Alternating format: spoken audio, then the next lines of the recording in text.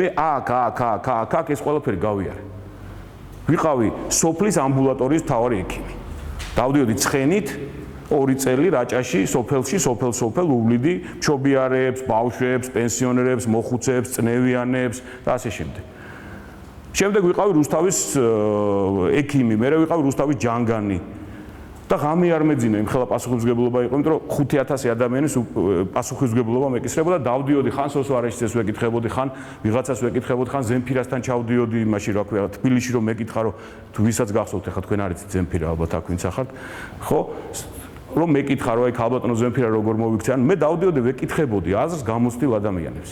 რომ შეცდომა არ დამეშვა, ყავდა ძალიან ბევრი მეგობარი და ეს გადაწყვეტილება ისე კი არ მივიღე, რომ აი დამნიშნეს და ჩავაწყე თემურ ჯანილიძემ, ერთვენიერ დღეს დახსნა ყველა განყოფილების და სამმართველოს უფროსი როგორც ვთქვათ, ახალი ძალის წარმომადგენელი და შემთხვევით ჩემი პროექტით, მაშინ მქონდა პროექტი სადაზღვეო საოჯახო მედიცინის ბავშვებისთვის, მოვხდი თემურთან. ბადრი მაჭავარიანმა მიმიყვანა, ის იცნობდა ეროვნული მოძრაობიდან, მე არ ვიცნობდი. აი შემომთავაზა. 3 კვირის განმავლობაში ვთქვარ, მე პასუხს ვერ მოგცემ, იმიტომ რომ არასოდეს მიფიქრია თანამდებობას. 3 კვირის განმავლობაში არ დარჩენილა თბილისში არც ერთი წარმატებული გამოჩენილი თბილისელი ექიმი, პროფესორი, ჩემი კათედრის გამგეები, სათითაოდ ყველას ჩამოუვარე. ყველას ვკითხენ აზრი, ვუთხარი რომ აი ამას თავაზობენ.